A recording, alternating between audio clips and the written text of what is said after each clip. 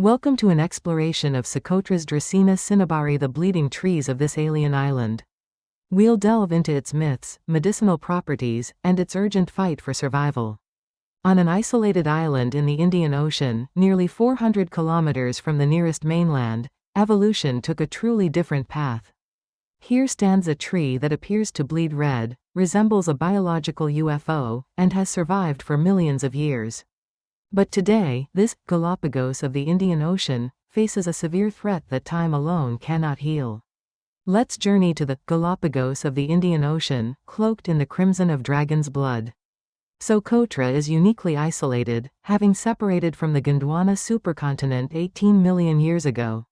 This isolation has fostered an incredible amount of endemic life. An astonishing 37% of its plants, 90% of its reptiles, and 95% of its land snails are found nowhere else on Earth.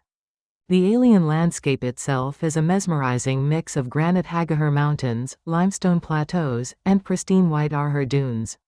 Stepping onto Socotra truly feels like visiting another planet without ever leaving Earth.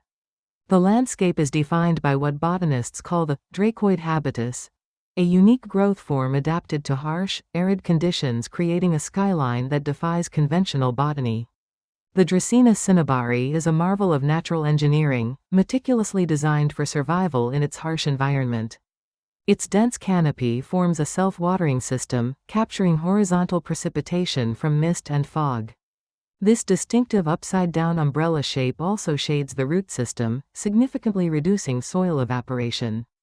Interestingly, it has a monocot trunk, meaning its stem is fibrous, more closely related to palms and asparagus than traditional hardwoods. Biologically, the Dracaena Cinnabari grows at a glacial pace, expanding only about 2 to 3 centimeters per year. Yet, this slow growth contributes to an impressive lifespan, with mature elders living for over 1,000 years. The legend of the dragon's blood tree is as captivating as its appearance. The name, Dracaena, itself comes from the ancient Greek word, Dracaena, meaning female dragon. One popular Greek myth tells of Hercules' 11th labor, where he slew the 100-headed dragon, Ladon. Where the dragon's blood spilled on the ground, these unique trees sprouted. Local folklore on Socotra shares equally vivid tales, speaking of a great battle between a dragon and an elephant, or even two brothers fighting to the death. In these legends, the tree's deep red resin is seen as the coagulated blood of this ancient violence. This resin, often called the red gold of antiquity, was a highly prized commodity. For centuries, Socotra was a hub of trade not for precious metals, but for dam al-Akawain, or the blood of the two brothers. This resin was valued by empires for its vibrant color and its mysterious medicinal properties. It was famously used to give Stradivarius violins their signature red hue, and was a primary export for artisans, used in ceramics and dyes. It even found its way into ancient cosmetics, applied as a natural lipstick and rouge. What ancient folklore hinted at, modern science now confirms this blood is truly bioactive. The Dracaena Cinnabari resin is rich in flavonoids, sterols, and terpenoids, including compounds like cinnabarone and other biflavonoids. Research has shown its significant anti-cancer potential, with methanolic extracts inducing apoptosis, or cell death, in oral squamous cell carcinoma. It also possesses potent antimicrobial properties, effective against bacteria like Staphylococcus aureus and E. coli. Furthermore, its wound-healing capabilities are well validated. It effectively stops bleeding and promotes skin repair.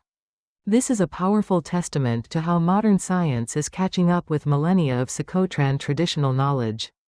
Beyond its medicinal value, the Dracaena is a critical nurse tree for the entire ecosystem. Its unique canopy creates a cloud forest effect, intercepting fog and injecting vital water directly into the soil.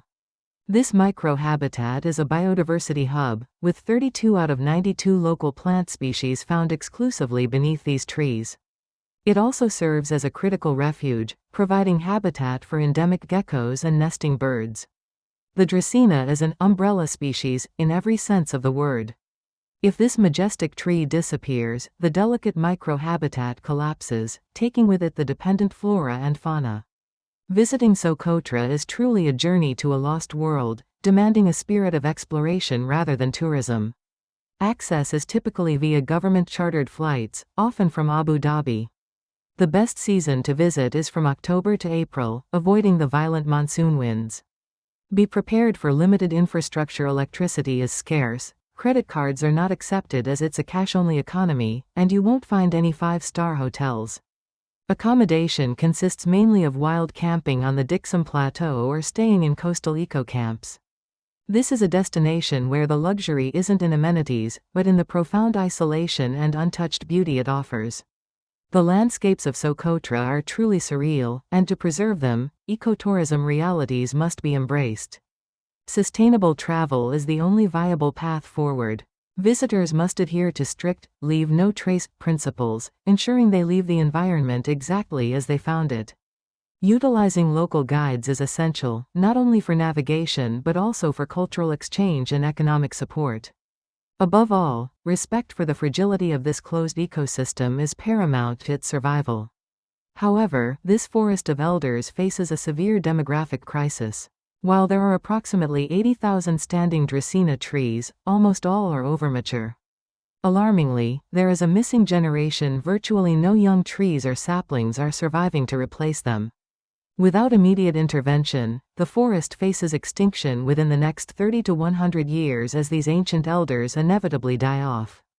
The Dracaena faces twin threats: goats and storms. The grazing threat comes from introduced goats, which devour succulent seedlings before they have a chance to harden. A single seedling needs over 50 years of protection just to survive a goat's bite. Compounding this, climate chaos is bringing increased frequency of cyclones, such as Chapala and Mag, and rapid aridification. These extreme weather events are physically destroying ancient trees that have stood for centuries. Current models predict a drastic 40% decline in suitable Dracaena habitat by 2100. Despite these challenges, there's hope in mapping the path to survival through scientific restoration. One key strategy involves suitability modeling, using machine learning to identify the perfect soil and climate conditions for replanting. We also consider accessibility cost, calculating the metabolic energy required for local communities to reach these crucial sites. The overall strategy is to focus intense reforestation efforts in accessible zones, while strictly protecting the remote refugia within the Haggahar Mountains, ensuring a multi-pronged approach to conservation. The human element is central to the Draceena's survival.